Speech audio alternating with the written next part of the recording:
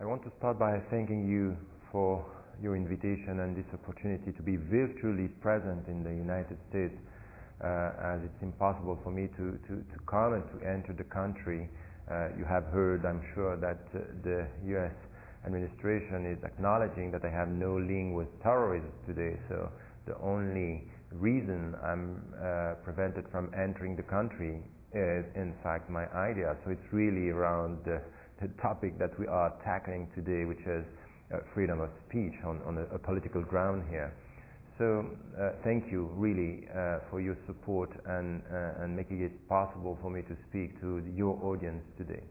I just want to go straight to the point because it's a very important issue that we are trying to discuss around freedom of speech, and when this freedom deals with religious or cultural fields. I think that the best example is what happened with the cartoons recently throughout the world, and mainly, of course, in Europe and in Islamic majority countries. It's as if out of all this crisis, what we got is a polarization between people saying we have our Western values and the Muslims are not ready to accept them, and on the other side, Muslims saying, look, the West is against Islam and they are ready to anything or to say anything against us. And I really think that the heart of the discussion here is to come to something which is a better understanding, and to come to a better understanding of this freedom of expression, but at the same time the way the people are speaking about it. So to ridicule religions, to joke about it, to laugh at it, it's something which is part of a long history in the West. It's something which is deep and known, and in our daily life you can see this with people laughing at Christian values, Christian symbols, or Jewish symbols. And the Muslims are not used to that, or not so used to that. There is a tradition within the Islamic history. It's not to say that there is nothing, but it's not the same way. It's not the same way of laughing. It's not the same way of criticizing or to ridicule religion. So I think here that when you are a European Muslim, or you are living in the West, the starting point here for Muslims is to, and this is what I said when I was in Denmark in October last year, when the whole story started, is to say, look, you need to take a critical distance, which is a critical intellectual distance. Don't overreact, don't be emotional on that. This is the way you are in this society. It's your society. So there are some fields within which we are not, you are as Muslims not going to be, or you don't want to promote.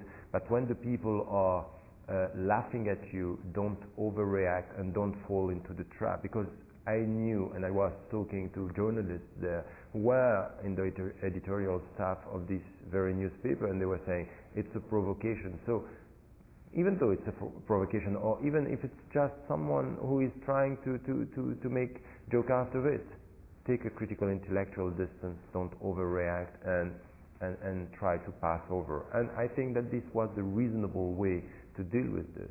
On the other side, you had people who also, and what I wanted to say is that what we had is a small group of Muslims taking the issue and instrumentalizing it to say, look, it's against Islam, it's against us, and trying to make it a political weapon against, the West, or even using the ambassadors or the embassies against the West, or able also to use or to be used by governments, showing that they were the champions of the Islamic cause. I think that the political game is clear here, and the only way for Muslims is to say, okay, look, the people are speaking, you have to deal with this. On the other side, we have people saying, freedom of speech is absolute, you can say whatever we want.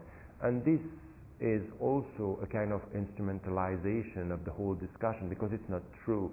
In our societies in the West, you have rules, you have laws telling you cannot say anything. You cannot just have racist statements against people, and you have to respect their culture, you have to respect their color, and You have also to respect. In some countries, even here in UK, you have laws when you are talking against a religion, even though it's not used. You have the law around blasphemy.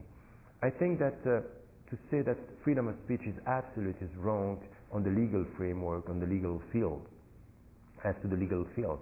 Now, there is something which is also part of our collective psychology, our collective way of living together. When you touch some issues that are sensitive for people who you think they are part of your society, you are cautious.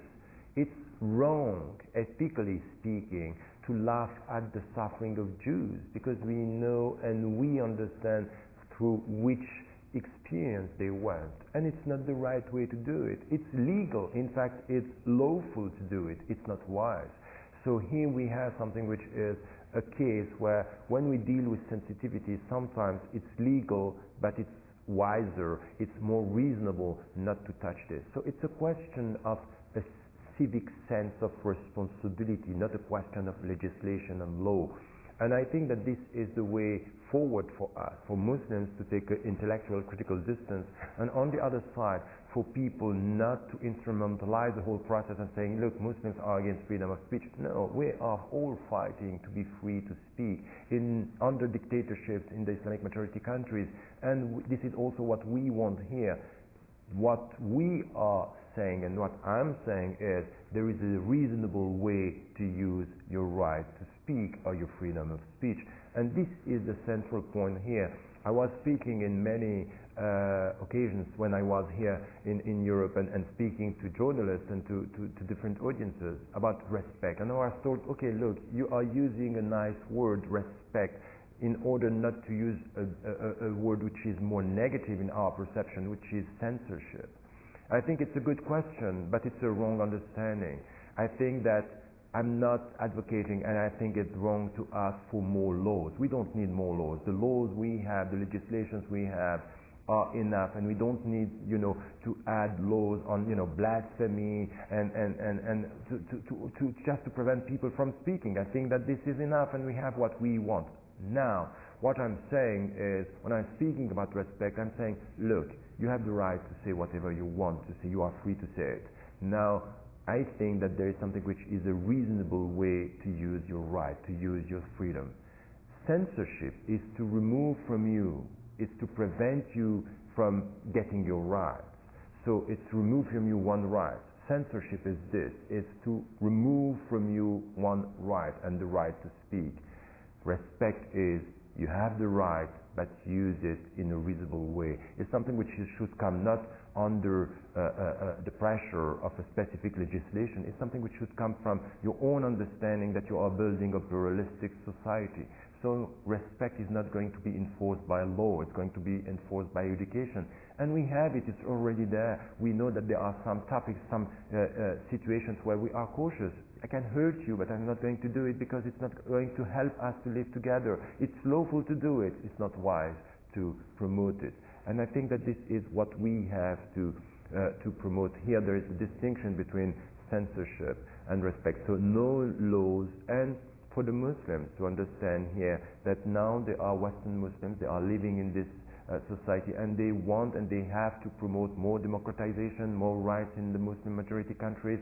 And it will come to this. It will come to don't try to prevent the people from speaking out of specific laws or by threatening them to death, meaning by that when you don't agree with what they are saying, you can just say, okay, if you are saying something which is against our religion or against our beliefs, you are going to kill you. This is not the way. This cannot be the way. And I think that this is the starting point of our discussion here, is to come to this common ground, the common values we have, and to build something for our societies, which is common universal values, common understandings, more respect and more sensitivity towards the sensitivity of the others. So the last point I want to make is this one. Very often people are saying, okay, you are speaking as a minority and you want to be respected as a minority, Muslim minority. I'm saying exactly the opposite. If you consider me or my presence as a Swiss citizen, a French citizen, or an American citizen, as a minority citizenship of Muslims, it's clear that you can think that I'm threatening, or the presence of Muslims is threatening the homogeneity of our society, or the American society. Say, okay, they are here, and with these claims, they are threatening our values and our way of thinking. I'm saying exactly the opposite. Now your own society has changed. We are citizens, and there are new sensitivities coming. And to live together is just also to respect that. So to be wise and cautious is something which is with my society, not people alienating, people coming from outside. We have to change the perception of Islam being a foreign religion. It's a religion here, and we have to promote something which is no more laws on, censorship, but more respect towards pluralism, out of knowledge, out of living together. It doesn't mean that we cannot, and we should not, and we must not ask the Muslims to be less emotional, to condemn what is done in their name, and to be able to say, I don't agree with what you are saying, I don't like the way you are laughing, but I'm going to take a critical distance, and to respect it as long as you are not insulting me in a way which is not bearable. When this is the case, we have laws already that are helping us to live together. So it's the in-between process. It's not a question of legislation, it's a question of education, and at the end of the day, it's a question of common civic sense. A common civic sense, a reasonable way of dealing with our rights and our fellow citizens in the country we live in, while we have understood that it's full of people not sharing our values, not sharing our understandings, but able to be to understand that they can be criticized, and they can criticize as long as we are not promoting, binary vision of reality, insults, and saying in the name of an absolute freedom of speech, which never was and will never be absolute, because we cannot accept it. We never accepted it, and I think that it's not the right way to promote something which is our living together. My conclusion here is that it's really important not to accept to be driven by forces that want to instrumentalize the whole process and to put the people against each other, saying Muslim on one side because the West is against it, and Westerners on the other side because Islam cannot just accept the Western values. This is totally wrong. We need the people in between, understanding that we have common values, to come and to refuse this polarization and to say, yes, freedom of speech is our value. Yes, we want it to be part of our daily life. We want it to be part of our dignity as human beings. But we know that our dignity is to claim our rights, to get our rights, and to be wise enough to use them in the right way. Thank you once again for your invitation. Hope that next time I will be with you. It would have been really interesting for me to discuss and to talk and to debate these ideas with you next time, and I hope that the United States of America will change and open much more the way towards freedom of speech, even in the political field, when people don't agree with its policies towards the people in the Middle East, for example, in Iraq. I was against the war in Iraq. I still remain, and if it's not possible to say it in the States, I'm saying it from here. Thank you once again, and have a nice debate.